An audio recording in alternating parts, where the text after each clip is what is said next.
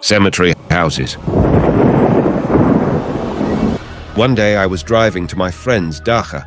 It was an ordinary working Friday, and by evening, anticipating the taste of kebab and beer, I was already rushing by car along the highway from the city towards the dacha. It was only 50 kilometers away from the city, and I knew the road by heart, that I could get there with my eyes closed.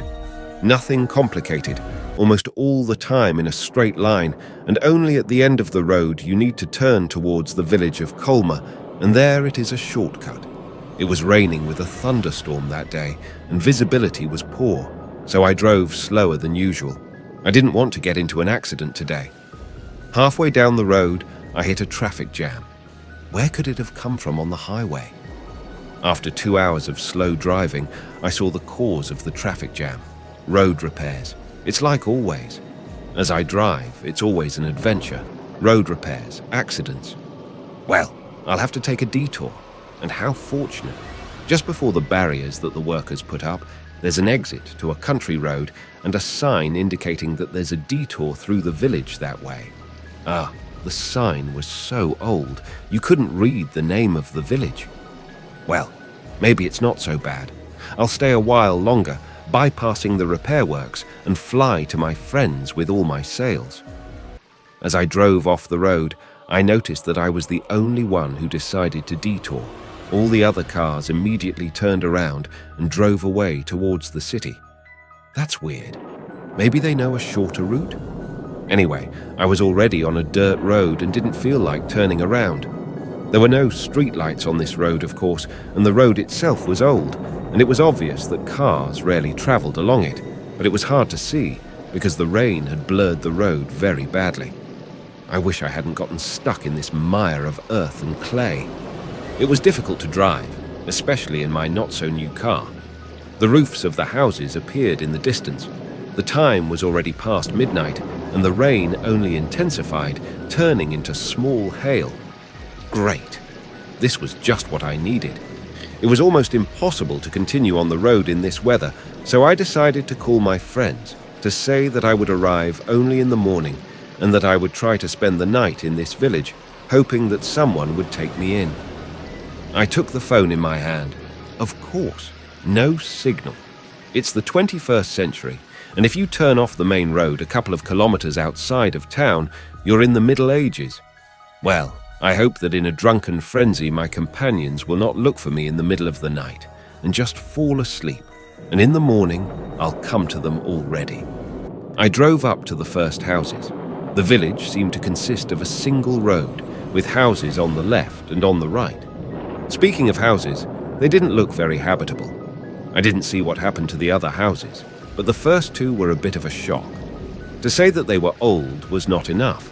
They were dilapidated, decrepit, overgrown with impenetrable thickets of some bushes. There was no light in any of the windows. This did not surprise me, for the time was already late, and people were asleep already. Though are there people here at all? Lightning flashed, and I caught a glimpse of a silhouette on the road. It was tall, I would even say lanky. Its arms seemed longer than a normal person's, and it was dressed in rags. At the moment of enlightenment in the street, after the lightning, it ran towards the house nearest to me.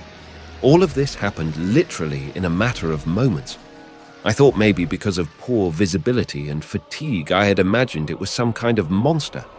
It was certainly a man who was fleeing from the hail and running back to his home, I explained to myself. Great, so there were people in this godforsaken place, and I could make arrangements with them for a night's lodging. I didn't want to get out of the car. It was raining so hard that even if you stayed outside for 30 seconds, you would get soaked to the skin. But there was nowhere to go. Sleeping in the car was not an option at all. I drove as close as possible to the house where the man ran to.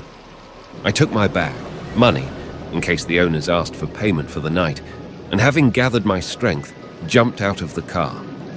I ran toward the front door of the house under the porch. I got soaked. It was instantly cold and dank. Yes, the weather in early October is just something. How does it go? The weather doesn't have bad weather. Yes, it does. Yes, it does.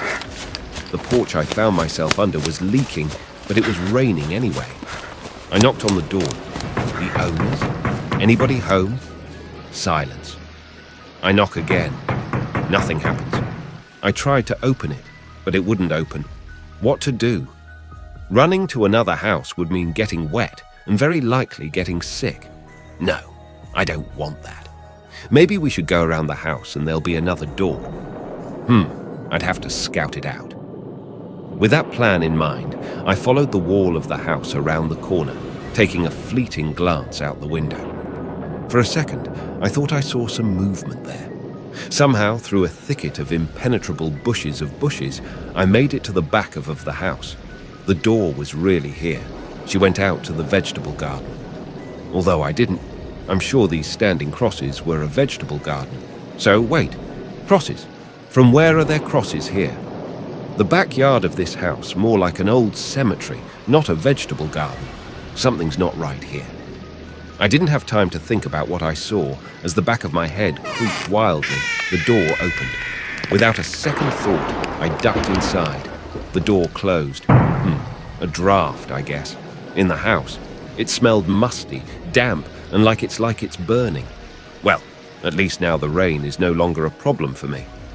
I've taken to, and I picked up my cell phone and turned it on a flashlight, caught a glimpse of what's on the phone has 15% left of the charge. I started running the flashlight over the room. Table, chair, mug, plates. Yep, I'm in the kitchen. And then I remembered that, burst into the house uninvited, and we should at least let the owners know that I'm here. Hosts? Will you accept a guest for the night? If you need anything, I can give you the money to offer to help. In response, silence and only sound, the drips on the roof were ruining it.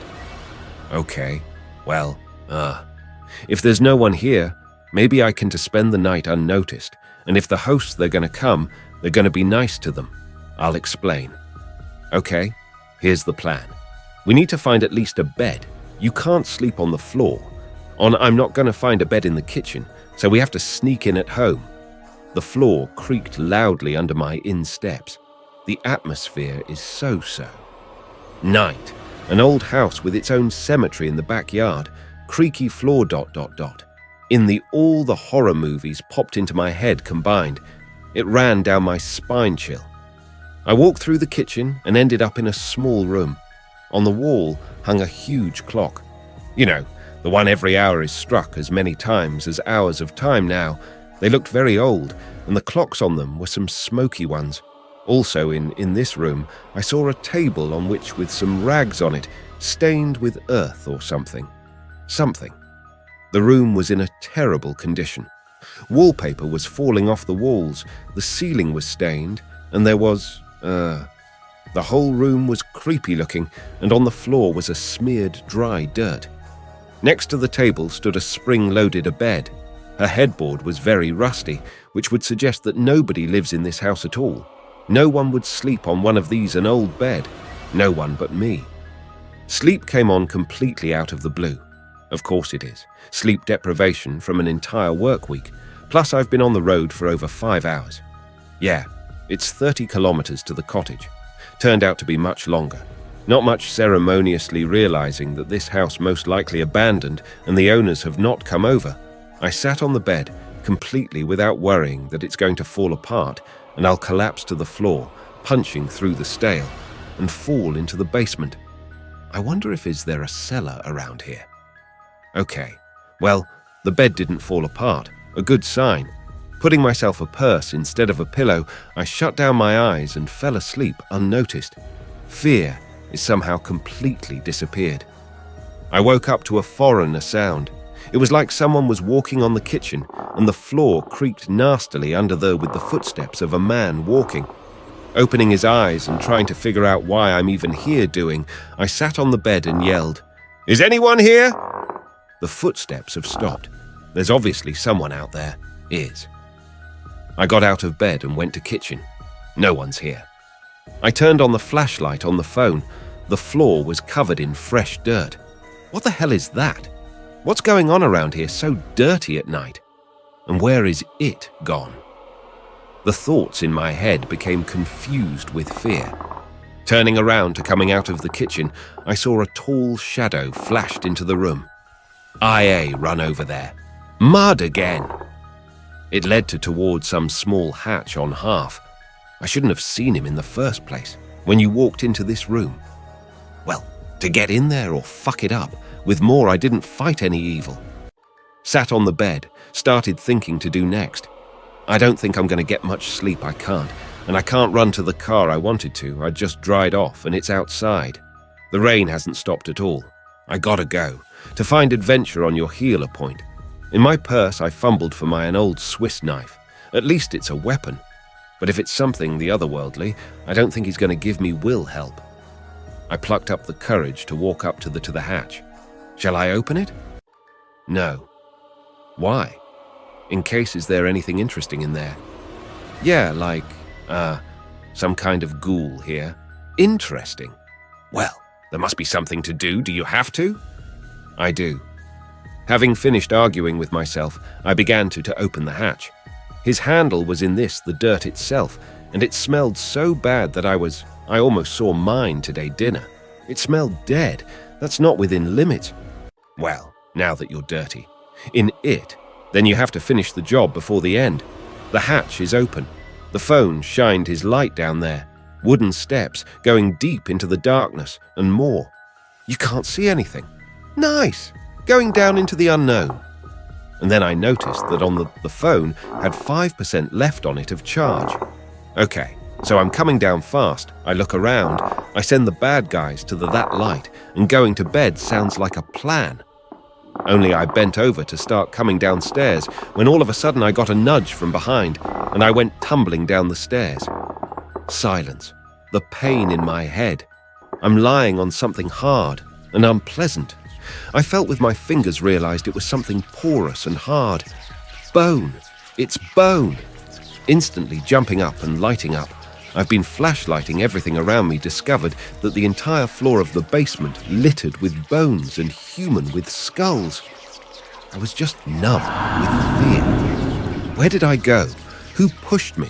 How to get out of here? While my thoughts were sluggishly digesting after the blow, in the corner of my head, something stirred. There's something sitting and eating, judging by the slurping. Sounds. Suddenly, the sound stopped, and it started to slowly rise and was like 2.5 feet in. Height. Dry, long legs. Arms were below the knees, and the arms, sickle-shaped fingers or claws, not make out. The head.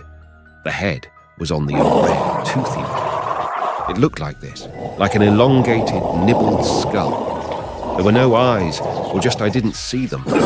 That ghoul came at me with a soul-crushing scream. Dropping the phone, I dodged it and fell. Get up! We have to get up!